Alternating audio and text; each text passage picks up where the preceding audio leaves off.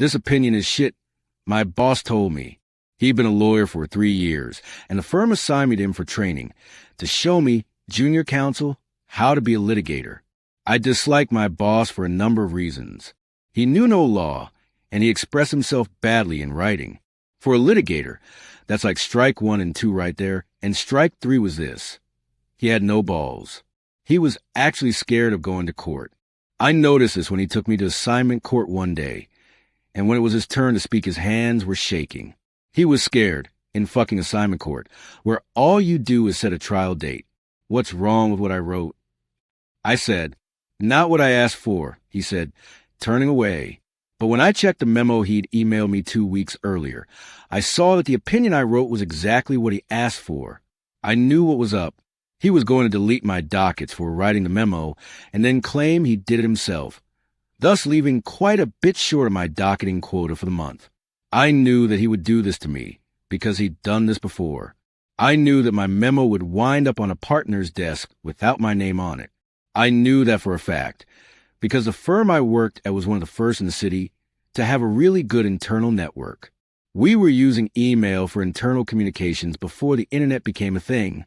So the firm was way ahead in terms of technology, but not in terms of security. And not long after I joined the firm, I learned how to surf away on the firm's hard drive and find interesting things, like evidence that my boss was plagiarizing my work. My boss was the very model of the young downtown lawyer. His perfect shoes always gleamed. He wore bespoke suits because he came from money. Everyone just took it for granted that he was on the partner track. I, on the other hand, was well on my way to nowhere special, so maybe he thought it was okay to fuck with me. If so, that was a big mistake on his part. I didn't like having my billable hours fucked with. I seriously resented it, because I was already being targeted as one of the juniors who doesn't docket as much as he should, and I was getting pushback from the partner who headed our team. I told the partner what was going on, but he didn't care. It was like being back in middle school and showing up in the office with bruises on my face, and the principal saying boys will be boys and sending me on my way. You'll just have to work harder or smarter. The partner said when I reported the latest bullshit thing my boss did to me. I couldn't work harder. I was doing the usual 6 days a week lawyers downtown are forced to do. But I could work smarter, and that night I thought up a plan.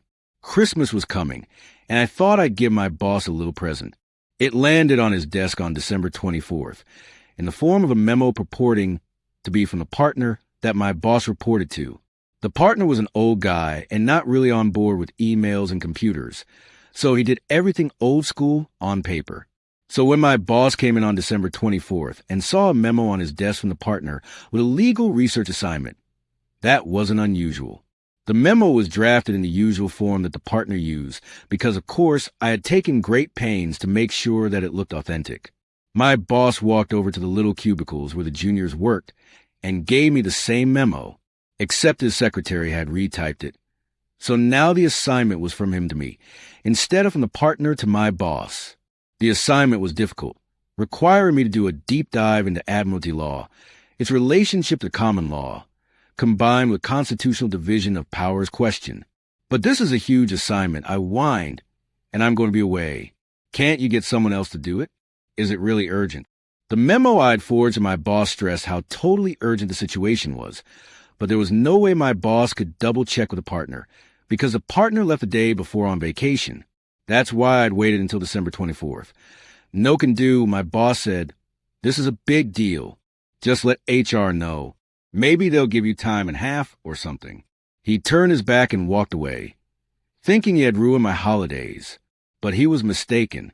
You see, I'd written a paper for a third-year course that was basically the same thing as the research assignment in the memo. So the only work I had to do was to find the old floppy disk with a draft on it, fill with a bit, and voila.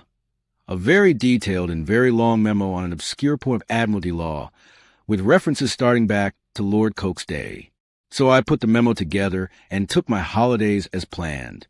I wasn't traveling anywhere because I had no money, but I saw my family and stayed in town, and I made a point of dropping by the office during the holidays, sending an email or two establishing that I was around, and docketing all my time for the huge amount of research I was allegedly doing. So the holidays end, and I'm sitting in my shitty little cubicle with a huge stack of work to do when my boss comes up to me in one of his bespoke suits with a gold tie pin and cufflinks to match. He was wearing a gold watch, too. He was dressed up, even for him. Tried to make an impression of some kind. Where's that memo? You were supposed to have it on my desk when I got back. I'm going into a meeting at noon. Just finished it this morning, I said, handing him the lengthy memo that was still warm from the printer. My boss took the memo in his hands and felt its heft, and he smiled. Then he turned and walked away without a word. Just before lunch, I heard a commotion down the hall. It was a pretty loud commotion, as such things go, a loud fuck. And then a door was flung open. It was a partner, and he was screaming for my boss to get his ass into his office. Now, right now, as in immediately. I had the pleasure of watching my boss scramble down the hall. Just what the fucking fuck is this?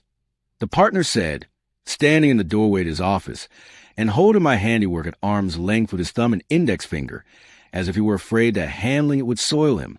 My boss mumbled something, and then the partner ushered him inside. I heard more shouting, then the sound of muffled excuses, and then more shouting from partner. Then the door flung open again. Called in the 90S. Get your ass in here, too, the partner said, and I got my ass in there pronto. Did you write this fucking memo? The partner said. I took it from him and looked it over. I wrote it. The cover page has been changed to remove my name, but other than that, it's mine. I spent all Christmas on it. Is there something wrong with it? The partner exploded. Is there something wrong with it? Something wrong? I'll tell you what's wrong with it. It's fucking useless. Totally useless. I explained that I followed my boss's instructions to the letter, and that I docketed more than 100 hours on it.